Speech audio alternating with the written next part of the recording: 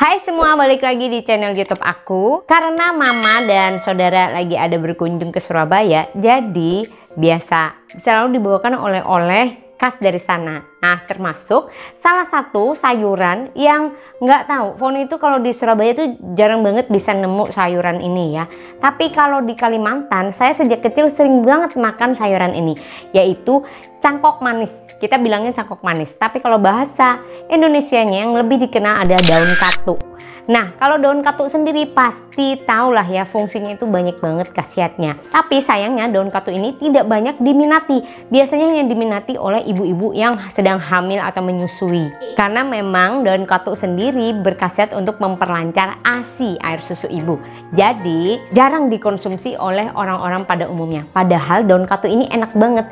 Nah, oleh karena itu kali ini Foni berkesempatan untuk membagikan resep daun katu atau cangkok manis yang biasa dikonsumsi di keluarga saya. Dan ini enak banget, simple banget bikinnya, tapi enak dan dijamin pasti akan bikin rebutan kalau udah bikin ini di rumah. Oleh karena itu kita langsung saja ke dapur mungil Foni. Dapurnya mungil, orangnya kecil, hasilnya gokil.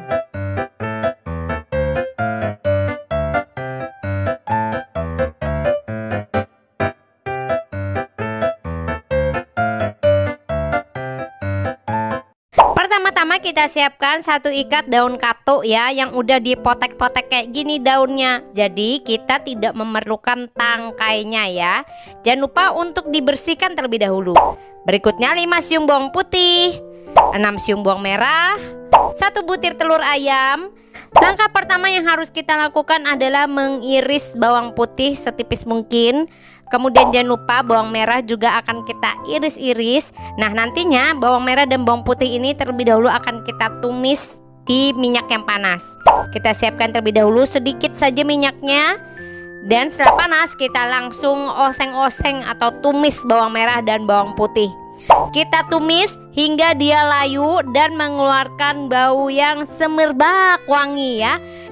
Jadi kita perhatikan ketika dia sudah mulai layu, maka sudah saatnya kita memasukkan artis utamanya, yaitu si daun katu.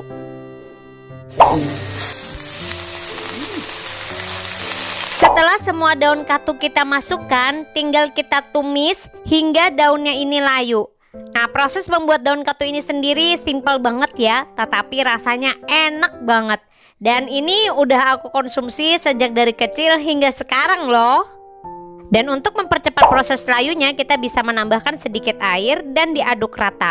Daun katu sendiri mengandung vitamin A, B, C, protein, lemak, kalsium, dan zat besi. Nah, tidak banyak yang tahu ya bahwa daun katu sendiri itu banyak banget manfaatnya, tidak hanya untuk memperlancar ASI bagi ibu. Berikutnya kita masukkan telur ayam. Kita aduk-aduk rata, diorak-arik ya sampai si telurnya ini matang. Nah, setelah aku lihat nih, kayaknya telurnya ini kurang karena aku suka banget telur yang banyak.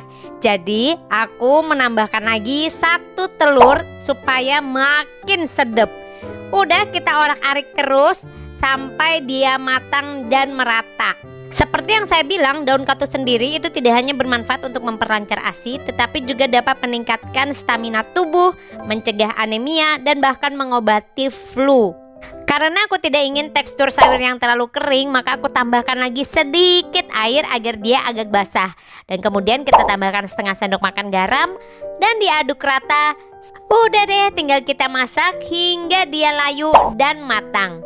Untuk tingkat kematangannya sendiri silakan disesuaikan dengan selera masing-masing. Kalau aku sih suka yang agak layu, jadi aku masak agak lamaan. Dan terakhir yang terpenting adalah mengkoreksi rasa hingga kita tahu kira-kira apa yang kurang.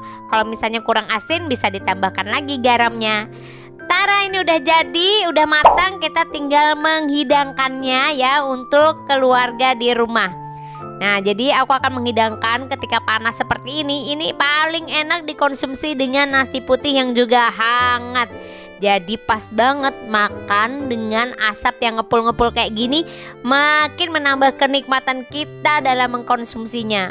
Tada, ini dia ya, cangkok manis alias daun katu. Nah, ditumis dicampur dengan telur, rasanya tuh enak tenan. Kalian boleh coba nih di rumah masing-masing ya. Karena siapa tahu tumis daun katu ini bisa menjadi alternatif kalian menghidangkan sayur mayur yang lain di rumah. Dan sudah pasti anak-anak pun juga akan doyan dengan tumis daun katu ini. Ya udah deh, aku nggak sabar lagi nih untuk mencicipinya.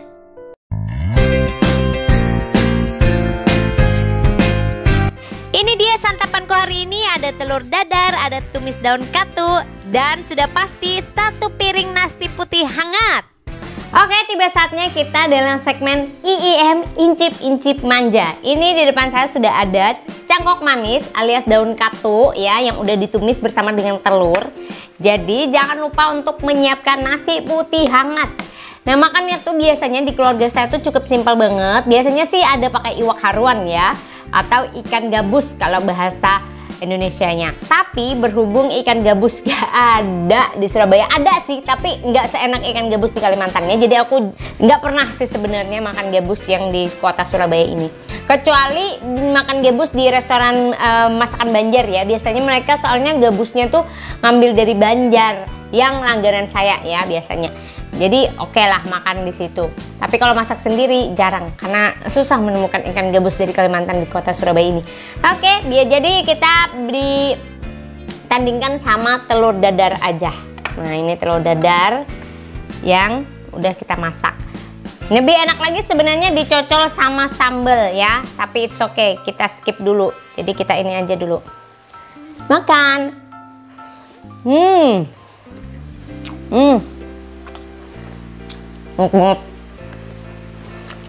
Jadi cangkok manis atau daun katu ini adalah makanan yang sering banget aku makan waktu kecil ya. Sampai sekarang pun kalau pulang kampung ini selalu ada kalau udah masak cangkok manis atau daun katu ini ya, di rumah itu berebut ya. Jadi harus masaknya itu banyak karena kalau enggak itu berebut. Biasanya kami juga memadu padankan dengan lauknya itu iwak tarap. Nah, kalian bingung kan iwak tarap itu apa? Jadi iwak tarap itu kayak sejenis ya dari buah tarap. Tarap itu buah tarap apa ya di sini ya? Kayaknya nggak ada kali ya. Jadi buah tarap. Nah, bentukannya tuh kayak gini kalau proses penyajiannya ya. Kalian bisa lihat cuplikannya. Nah, ini dia nih cara bikin tarap biasanya di keluargaku ya, yaitu bawang merah, bawang putih sama garam diulek, kemudian dicampurkan, dibalurkan dengan potongan tarap. Ini dia tarap ya yang udah dipotong-potong, kemudian bijinya dibuang biar lebih mudah memakannya. Jadi nggak ribet sama biji-bijinya. Nah, ini dia bentukan tarap ini. Nah, ini enak banget loh ya. Kalian kalau ke Kalimantan wajib mencobanya. Setelah itu udah diulek-ulek, diaduk-aduk, dicampur-campur, kemudian tinggal digoreng deh. Tapi berhubung aku lupa untuk syuting pada saat udah matang ya, jadi kalian lihat aja lah bentukannya ya seperti itu. Nah, berhubung ini nggak ada dibawain tarap karena itu musiman ya, musiman. Kalau nggak musim mahal banget, bahkan bisa mengenakan harga ayam loh kalau misalnya dia lagi nggak musim.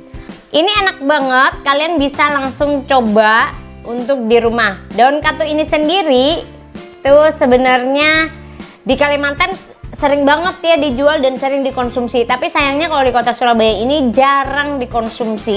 Entah kenapa ya. Aku pernah dapet cerita nih dari temenku. Dia itu kan lagi program menyusui.